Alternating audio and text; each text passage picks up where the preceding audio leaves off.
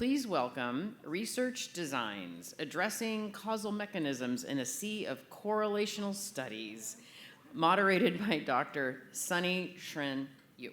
Thank you.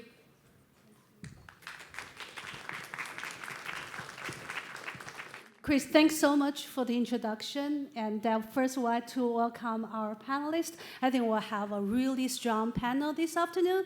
My name is Xun Liu. I'm a research director at Stanford Social Media Lab. I would like to first introduce my panelists. I'd like to start with Dr. Matías Dodel. It's my pleasure to introduce Dr. Matías Dodel. Dr. Matías Dodel is associate professor in the Department of Social Sciences at the Catholic University of Uruguay. Dr. Dodel is a sociologist and a psychologist whose work sits at the intersection of digital inequality, public policy, and children's well-being. He leads several international research collaborations, including the World Internet Project, Digital and Kids Online.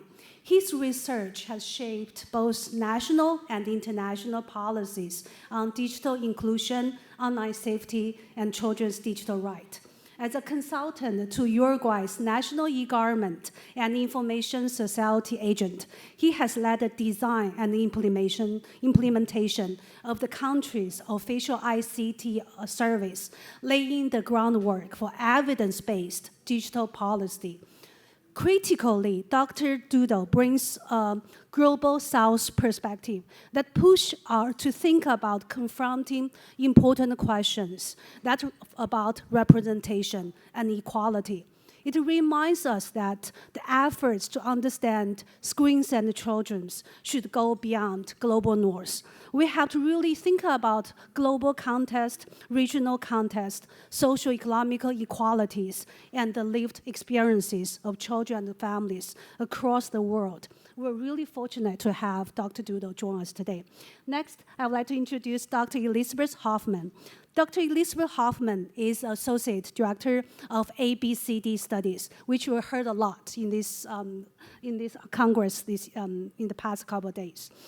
And in his role, Dr. Hoffman provides scientific leadership for this study, which is an iconic study in the US to really understand about children and screens.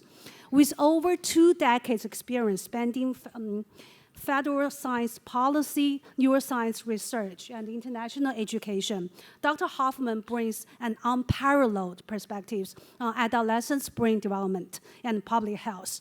At NIDA, she has not only guided the ABCD consortiums through critical scientific and operational milestones, but also led national efforts in outreach, research translations, and finding strategies. Earlier in her career, she conducted pioneering work on autism, served as a congressional fellow that helped shape major health legislations. Dr. Hoffman is really the rare bridge between science, policy, and education. We're really fortunate to have her today.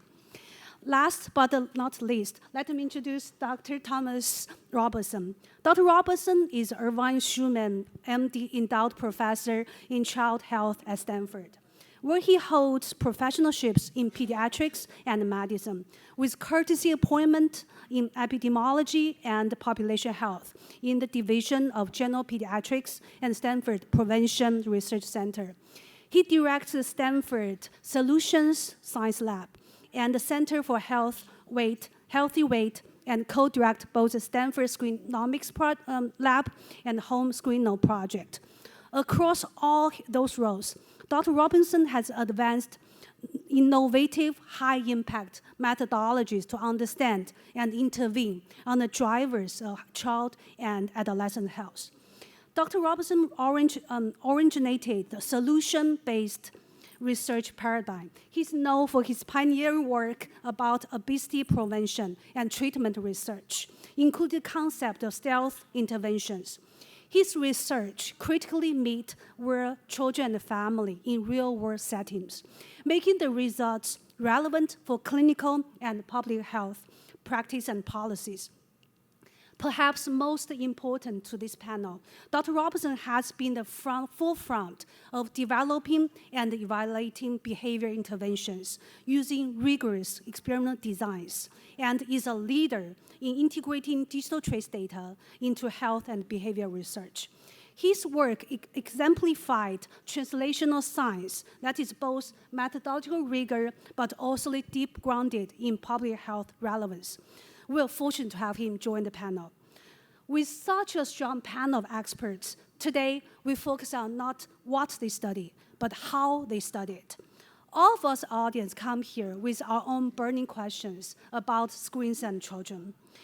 But answer those questions with confidence and real-world evidence and relevance is no easy task. We're still grappling with fundamental challenges. For example, how do we define and measure screen use? Should we combine or separate number of hours, content, context, and different natures of screen use? We also all know that the connection, the screen use and its impact are really heterogeneous. But translate those complexities into research designs or interventions that can accurately reflect those heterogeneity remains a challenge. We also know that there are associations between screen use and different type of outcomes. But the central question, correlations or causations, continue to haunt us. To meet with those complexities, we need new tools, new methods, and new ways of work. This is even more important today, as all facing significant funding cuts from the national agencies that has long supported this work. It's not just our method, but the ways we work need to evolve. In this climate, creativity in collaborations is not optional, it is essential. Today, we'll hear from all those amazing panelists who are pushing those methodological boundaries and who will guide us to really explore new ways and novel ways or old ways to collaborate and work together. They'll share not just what their findings are, but more importantly, the decisions, the sacrifice, the tensions, and trade-offs behind them. Let's begin. So for today's panel, each panelist will give a 5-minute presentation. After that, we'll have a discussion and a Q&A. So we'll start with Dr. Matías Dodel.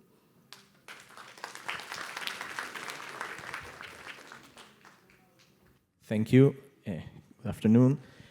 First, I'm really honored to be here with such distinguished researchers as Thomas, Elizabeth, and Sunny. I come from a small country in Latin America. If you heard about Uruguay, I'm really happy. If not, it's a small country between Argentina and Brazil.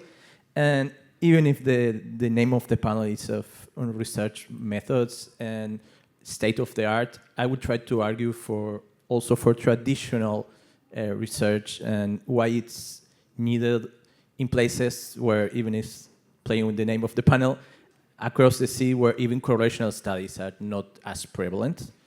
And even if we already discussed this in the whole Congress today and yesterday and the day before, there's an issue where an evidence-based public policy follows sound data. This has not been the case, I know, in the States, but also in Latin America. These calls to ban or to regulate are not new, but the context has changed, the ubiquity of technology, concerns of parents, policymakers, even children.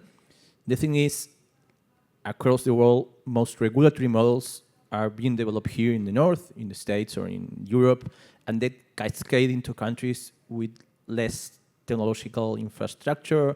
Yesterday we were talking about suing companies, like tech companies. In the Global South, it's impossible to imagine that a small child that gets harmed by social media or something can actually sue these companies. But it's not only about technology and economical power, it's also about the scientific community and infrastructure. Here I see a lot of really good researchers on like children and media and well-being. We don't have such a community in our countries, so it's important to at least to see that we need more infrastructure.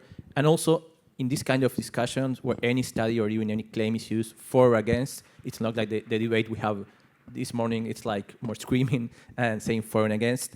Evidence is usually disregarded in design and quality, and more so, children's voices are seldom heard. It's like a discussion between adults, and there's almost no rigorous or systematically assessment of what children think or what happens to children online.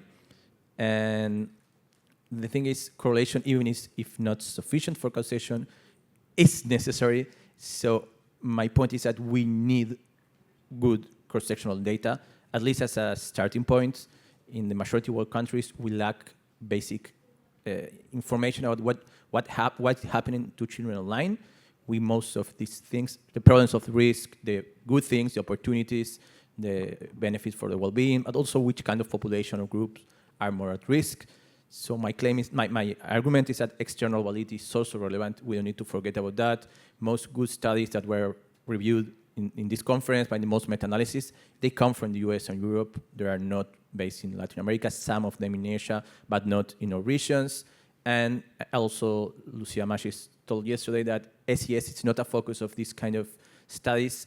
And at least in Latin America, the most unequal region in the world, there are a lot of differences, and poverty and inequality explain a lot of variance. And what works in some places could not work in others. So what my claim or my argument is that we need a path of kind of towards more causal mechanism-related research. But first, we need to have really good national representative cross-sectional studies, and then working towards more like a network or comparative network of studies. Disclaimer, I'm part of this network, Global Kids Online. It's a project that comes from LSC, Sonia Livingstone, and then UNICEF Innocenti. And it allows us to create first nationally really good survey-based studies to present policymakers evidence of what is happening.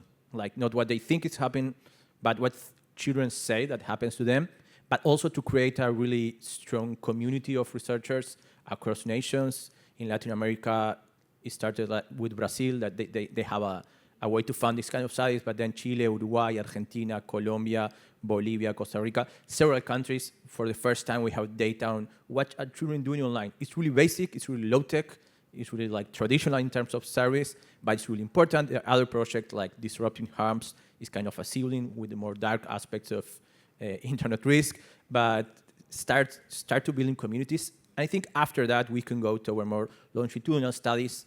I don't know if you know, but cohort studies are almost non-existent outside like developing economies, US, Europe. I think there's no big cohort study in Latin America. But finally, probably letting place to more like state-of-the-art research. RCTs, I think, at least in developed economies, are more feasible. At least they get funded easily, easier funded, but they are not embedded into the design of policies.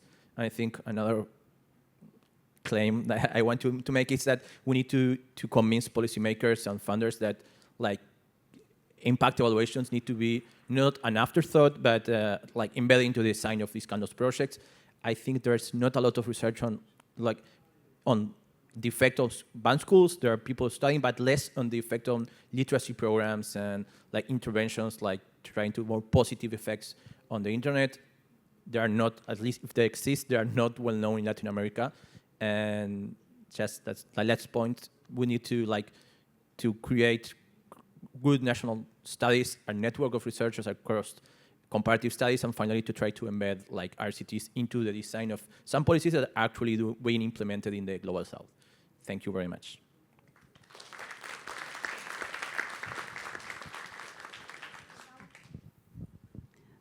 Now we'll pass on to Elizabeth Hoffman. Thank you, Sunny. Thanks for the invitation, and thanks all of you for being here. I'm really excited for this conversation. So most of you, or many of you, I think, know about the ABCD study, but just a quick sort of level-setting primer for those who may be new to it. The ABCD study started in 2016. I've been with the study since the beginning, and it's a large observational study of just around 12,000 youth and their families participating. They started when they were around 9 to 10 years old. They're now about 18. Many of them are 18 now. And there's a broad array of assessment domains. So it's an observational study of adolescent development, which means that there's a whole host of types of assessments that are queried in ABCD, both of the youth themselves and of their parents and guardians, and even a linked external data component where we have geocoded addresses and schools and school districts and can map those to publicly accessible data sets to enrich the primary data collection in ABCD. So there are these opportunities to take this large pool of data and really understand the underlying context, many contexts that predict development and developmental outcomes. So with that, with such a large sample size and with such a broad array, a diverse array of types of assessments, there's a lot of statistical power to run complex models. And I've listed a few identifiers of this here. Longitudinal design allows for temporal precedence for causal inference modeling. I say that with maybe a lowercase c and a lowercase I because we still have to be very, very cautious. This is not a randomized controlled study. It's an observational study, so we still need to be very cautious. Effect sizes are often very small given the heterogeneity of the population.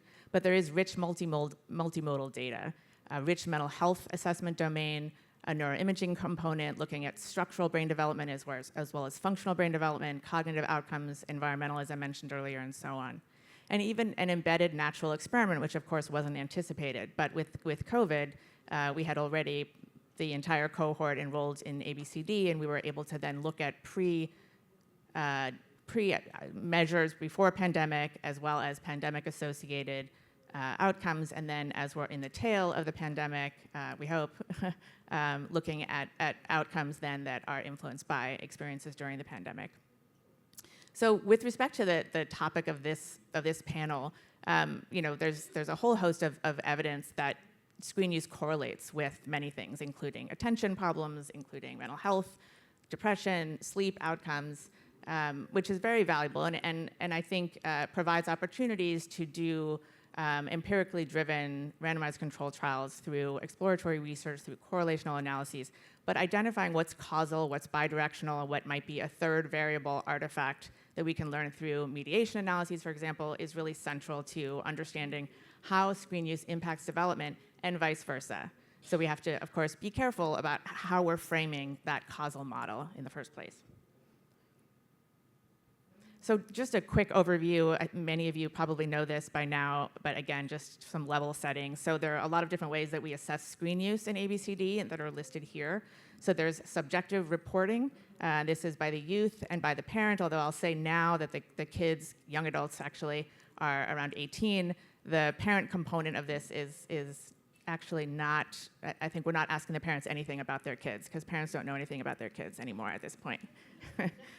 So we have a lot of self-reported data collection around their use of screens and types of screen use activities. So of course, it's not just the amount of time spent on screens, but what the youth are doing on screens. And then importantly, a couple of years ago, or 3, maybe 4 years ago by now, we built in an objective recording component. So this is to have objective data collection to complement this subjective reporting, because we all know there's recall bias in subjective reporting or other kinds of biases that might make that not accurate, but having opportunities to collect data objectively can enrich that information gathering. And so we do that through an app-based system that's available on both iPhones and Android devices. It's called the EARS Effortless Assessment Remote, I forget the S, it'll come to me later. But it's a way to track app usage at a really granular level in the cohort, sort of behind the scenes. So I thought I would just do a tiny bit of a deep-ish dive. I'm not doing the research here, so full disclosure, this is not my research. This is me reporting on, in this case, Jason Nagata's research. I don't know if Jason's in the room, but he's done really groundbreaking research on the screen use data and other outcome data in ABCD. And he just came out with a paper, actually, I think within the last month, using random intercept cross-lag panel models to really try to dig deep into the data to do some of this causal inference modeling. As I mentioned at the top, longitudinal analyses can provide temporal insight into development by observing sequences of exposures and outcomes over time.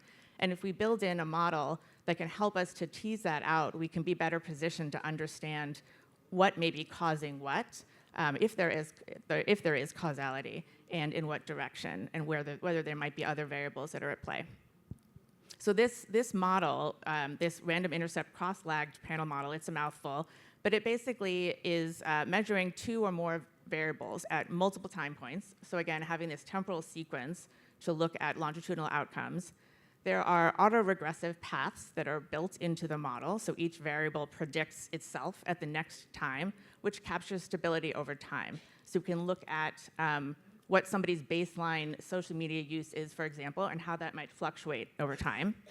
And then cross-lag paths, one variable predicting the other at the next time point, capture potential influence of one variable on the other in both directions. So in this example from Jason's paper, he looks at whether earlier social media use predicts later depression, or does earlier depression predict later social media use. And this is, hopefully you can see, this is very busy, and I apologize, but I thought this conceptual model was important to put here. This is laying out this design of this type of model, this cross-leg panel model. And in the circles on the far left are the random intercepts, and this is capturing each individual's baseline mood, depression, symptomatology, and social media use. And then the social media use and depression is measured at baseline and also at each follow-up time point, and that's here in the boxes, if you can see. And then highlighted in yellow is the cross-lag paths. These are the hypothesized directional influences from one year to the next. So this is just a conceptual model. And what Jason found was pretty clear evidence, although again, effects are small, but pretty clear evidence of one direction of this effect, so that social media use predicts later depression symptomatology, but not the other way around. So again, taking into account each individual's, within subject design, taking into account each individual's pre-existing social media use or depression symptomatology, seeing how that fluctuates over time and how it's influenced over time. So he found consistently in a within subject design, did not find this in a between subject analysis, which I think is really compelling and underscores the value of within subject research rather than just looking at aggregated between level analyses. Again, to be cautious, I think, as I said at the beginning around causal inference modeling, this is a small piece of the puzzle. We can call this a causal model, but the effect sizes are very, very small. And I think we always have to be mindful of these relationships and how they may be modified by other factors, by other covariates that are built into a model, for example. So keeping that in mind and being very cautious about how we proceed and how this informs other models and testing other designs and other even RCTs that could be drawn from this kind of research. And I think I'll stop there. I think that was a lot of time, sorry. Thanks so much, Dr. Hoffman. Now we'll pass on to Dr. Robertson. Thanks, Sunny. Sunny asked if I would cover in 5 minutes screnomics. And so quickly, I'm going to give you an overview of the work we're doing with that. And screnomics is something that my colleagues Byron Reeves, Neelam Ram, and myself, more recently Nick Haber, have developed. It's really an approach trying to encourage people to look at screens to study life. That so much of our life comes through our screens now that it actually is a mechanism to study people's lives, other aspects of people's lives through their screen, and really to push this paradigm for this. And we have, did it stop there? Okay, but the idea is we've developed technology that allows us to put an app on Android phones, Apple phones we can't do yet, but put an app on Android phones that takes a picture of the screen every 5 seconds. And you can alter it. It can go every 1 second if we want, if there's enough memory and stuff. And so we can monitor exactly what people see and do on their screens. This is to address a couple important questions. So why did we go with screens? Why screenshots? Well, first of all, as I mentioned, this mediatization of life that's occurred, in that our lives are now, many parts of our lives are now all mediated through our screens. We're acting through our screens and we're receiving through our screens. Also, content, really, the content of what's on our screens and not time is what we usually really care about and what we theorize about. You know, most of our research questions are really about content, yet we're using proxies for content instead, which may be time. Most of our hypotheses are not just about screen time, right? Not just about time. It's a holistic way of studying media in that it captures everything, all the words, all the images. We can capture location. Anything else that your phone is monitoring can be captured at the same time, so context as well. So all experiences across all apps, so you don't have to have get it, you know, individual API for every app on a phone or for the operating system. It captures specific attention because it's what is on the screens. It's what people are actually seeing and doing, and not what maybe even URLs are just picking up or other things which may be less specific, lower resolution. It captures change at the new speed of life. I say there are quick changes between radically different content. We find that people are changing what they do, especially on smartphones, every 10 to 15 seconds. And so that's occurring. That's not as I say there. So we end up capturing threads rather than buckets of experience. We used to think about things in terms of, as I have in the figure there, that this is health, and this is sports, and this is gambling, and this is other things. Well, that's not how people are experiencing the content on screens now. It's all being intermixed into these, what we think are potentially interdependent, or what we're seeing are interdependent experiences. So it allows you to look across content, context, function, time, and interdependence. Also, the idea of being passive. We now have technology to measure what's on screens passively, and that means you don't have to answer EMA questions, you don't have to plug in your wearable, because people already plug in their phones. They already keep them fairly updated. And so it's not the type of thing where you have to have an extra instrument that has to be cared for. So that's why we're really focusing on screens. What do we get from that? This is two examples from very early on, some of our first two participants, two children, who were monitored for about a month of all their screens, and you can see each row is an individual day over a month, and from left to right is from midnight to 11:59 p.m. And all of those little vertical hash marks, that's what we call a barcode plot, all these little vertical hash marks are when their screen was on. And each color is just, this is very simple, which category of app they were using during that period of time. And so you can see, and these two people are both, these two kids are both kids who probably would report about the same amount of screen time if you ask them. Yet you can see tremendous differences in what they're doing, when they're doing it, the different content they're doing. And so one of the real findings we found, and why it's so necessary to look at the screen level, is tremendous idiosyncrasy in our experiences. No two people have a screenomes that look anything alike. Not at all. I mean, it's really quite remarkable. And your own screenome doesn't look anything alike from day to day, from hour to hour. And that's really surprising to people who think we're doing the same thing every day, but when you actually look at it, it's not. It's being driven either by our own agency or by the algorithms or a combination of both. We can't tell for sure what is causing it, but a tremendous idiosyncrasy with that. So what do we want to do with this? Well, first of all, understanding digital media use in a point of view from context, function, context, time, and interdependence. That's never been possible before. We don't really understand media yet in terms of how people are experiencing it. This offers an opportunity to do that. Next, how about, and I'm a pediatrician, so I think in terms of medical terms in health, but precision diagnostics and prognostics type of thing. So the type of models for that is what I'm calling the SWAS, like a GWAS, but screenome-wide association studies.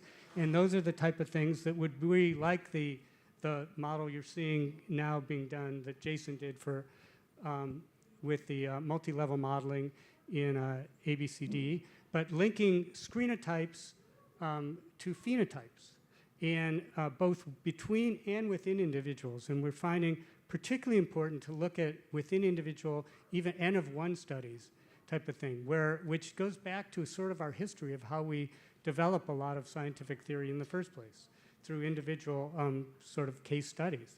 With that, we can do natural experiments. For example, we've done some where we find very rare, what we call needles in a haystack. And we've come to the belief that it might be very brief individual exposures that lead to the greatest outcomes in things. So when you think of suicidality or other things, what is the 1 or 2 screens it might be that actually triggered someone to consider killing themselves?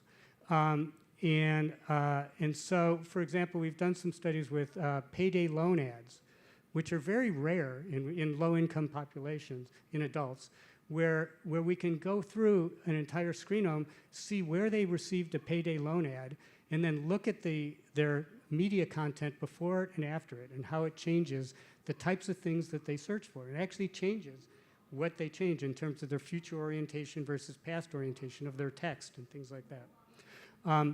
And another is really redefining disease, health, and well-being. Is I believe, most of our conceptions of what health is, of what disease is, are artifacts in many ways of the way we've been able to measure them. I mean, why is depression defined the way it is based on the last 2 weeks, or I don't even remember what it's the last 2 weeks, right? in the DSM-5 or whatever we're up to. That's because the only way we can assess it is really by asking people how you felt over that period of time. It doesn't make sense. We can redefine the way we think about these things if once we're measuring at such a high resolution. Every 5 seconds, you're seeing life at a very different time course than you would otherwise. And finally, getting on to what we're really trying to do in the long run is personalized precision interventions. Can we develop real-time, closed-loop, within-person precision interventions so you get the right intervention for the right person or group in the right way, at the right dose, in the right combination, the right time, in the right place, to really produce much larger effects than we can with population-based, general interventions. And I say that as someone who's a person who spent my entire career doing population-based intervention research too. So, but the idea that even with these, for example, needle of a haystack, how that would trigger an intervention specifically for that person when they need it, as opposed to what we're able to do now. So I'll stop there, but that's really our goals for Screenomix, and hopefully for all of you to be involved in Screenomix. We now have an app that is open source with lots of documentation that anybody can actually use for their research.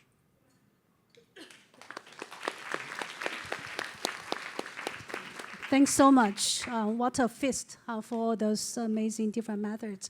So I have a few questions for all of you here, and also have a fun question at the end.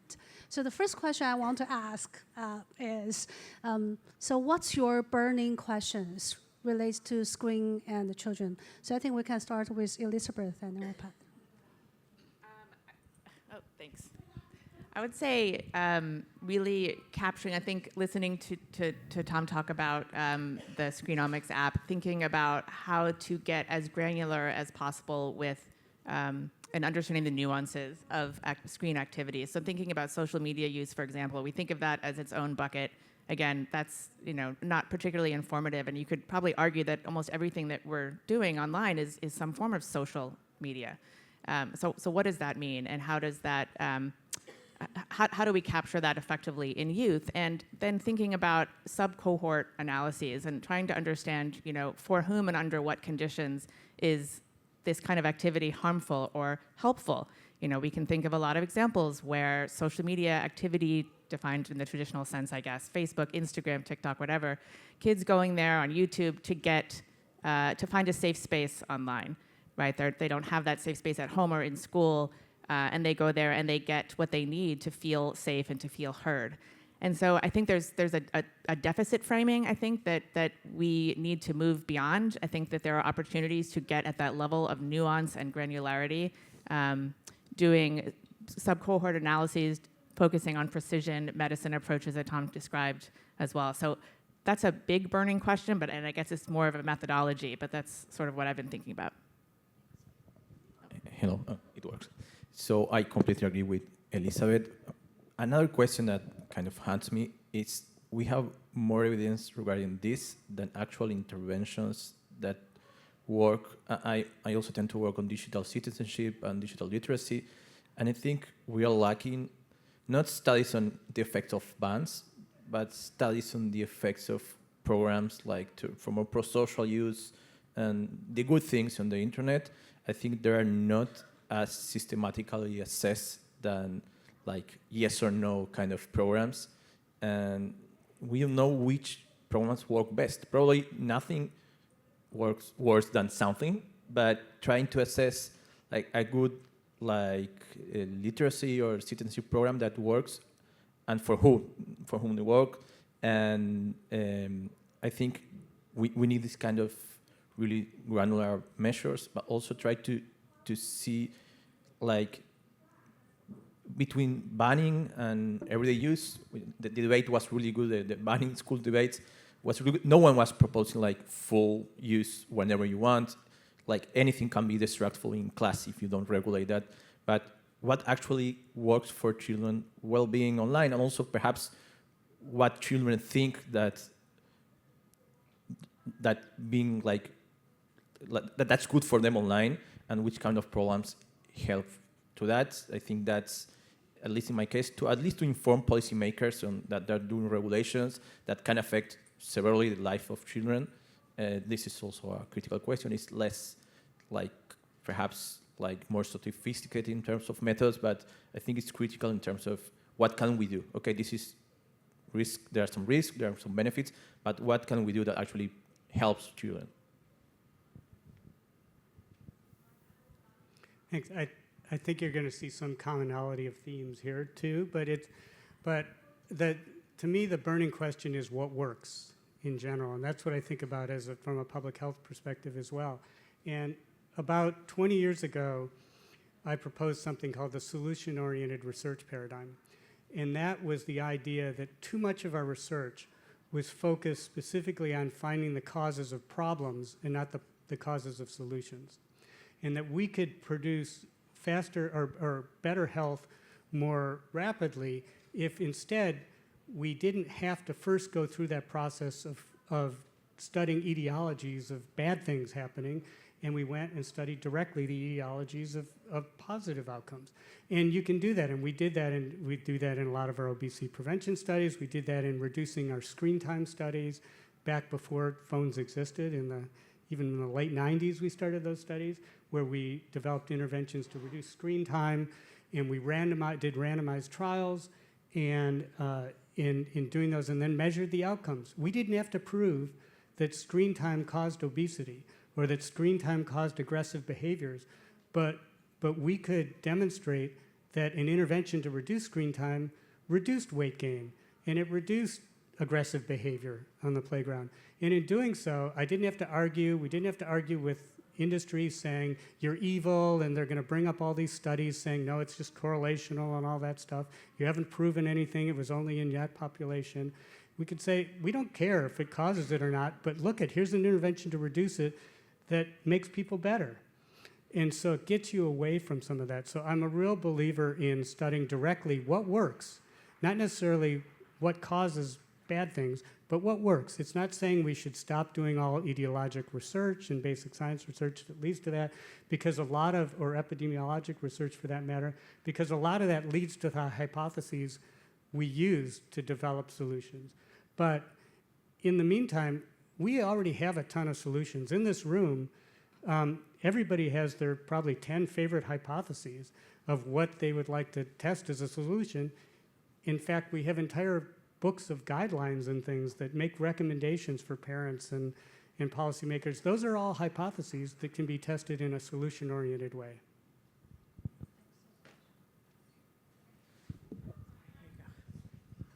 Amazing. So my next question is, so think about all your burning questions. What's the best way to answer that question? And what's the most minimal way to answer that question? Think about if you have really limited resources, small budget, and you're just a one-person team, how would you answer that question? So the best way and the minimal way to answer that question. So I think this time, Tom, we'll start with you. Okay, I guess I sort of answered it already. To me, it's experiments, experiments, experiments. Even though at this point, we're still developing our intervention for scronomics. But to me, experimental interventions are by far going to be the things that I think get us the furthest, the fastest. And again, I don't think it takes a big budget. Our initial screen time reduction studies, I mean, you have to start with pilot studies and others. Those were done with almost no money, with the Heart Association, I don't know, Young Investigator or something award or something that was like $40,000 or something for to do multi-school randomized controlled trials. And so I don't think it's that expensive in some ways, and it has to be realistic in that what you're testing is something you hope that policymakers will want to pick up on as well. So it has to be affordable in that way. If you're thinking in terms of changing the world, you have to design your interventions in a way that people will use them, that they're not unrealistic.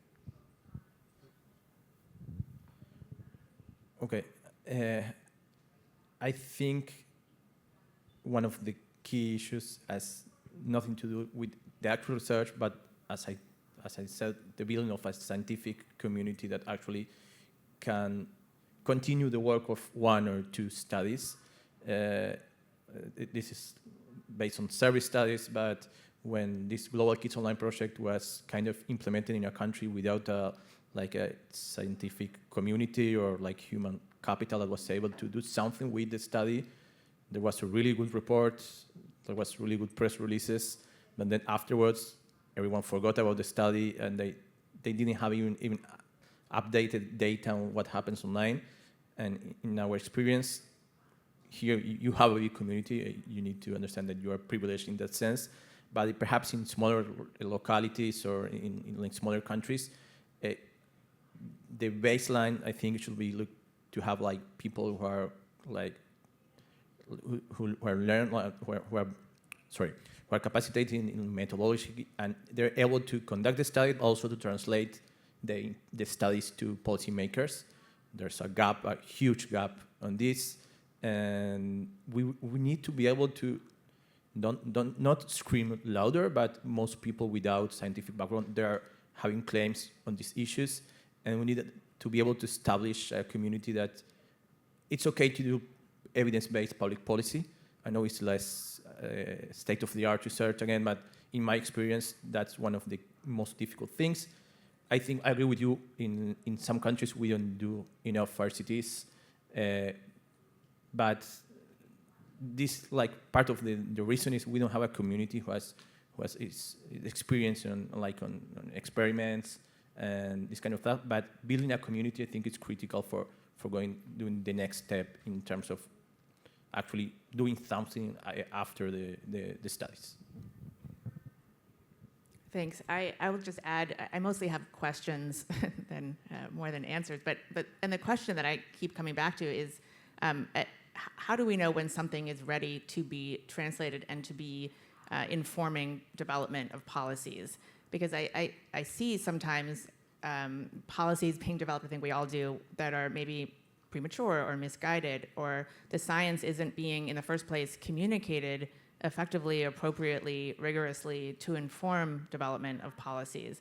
And I think as scientists, one thing that, in addition to being good communicators and being good stewards of our science, another thing that we can do at the beginning is when we're designing studies and building models is to think empirically and in a hypothesis-driven way about what contextual variables and covariates we include in our models, because there's so many, right? And we can't possibly include them all. And if we're evidence-based in how we choose what covariates to build into our models, and are clear and in how we've made those decisions, I think that can go a long way in reducing the likelihood that science is misinterpreted or misused, in some cases by policymakers, or used in an incomplete way. Because I think results can from publications can be, there can be findings that can dispel other findings, and sometimes that's because there are different covariates that are used in a model.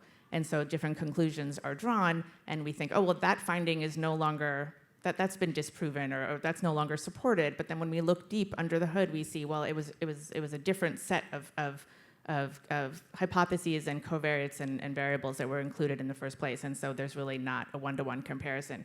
So I say all that to say that I think we need to it's really important to be mindful of how we're communicating the science, how we're informing the interventionists, the policymakers, the practitioners, so that those interventions and policies can be enacted and developed in truly evidence-based ways and cautiously. Wow, really appreciate those insights. So I have one last question before we open to Q&A to the audience here. So my question for all of you here is, what is one research method you secretly admire but haven't dared to try and use it? So now I think that we'll start maybe with Tom. And Let's see, does this work? Yeah. Okay. Yeah. Well, I said, how about if I give you one that we're just starting that I'm really excited about? Okay, that's more. That is, actually, could we go back to my slides? Oh, you did? Oh, that was good. Can we go to the next slide? And the next one, right, one more. One back. Yeah, so one of the things we've gotten into, and mainly because of my colleague Neelam Ram, who's really a huge proponent of this, is the N of 1 sort of repeated measured studies that we're doing. So we're measuring, every 5 seconds throughout, and then we're also, with our cohorts, for example, we have a cohort of adults who we've measured every 2 weeks. We give them surveys every 2 weeks for a year. So we actually have, up to 25 different outcome measures, as long as, and we're actually doing it every week now with our current cohorts.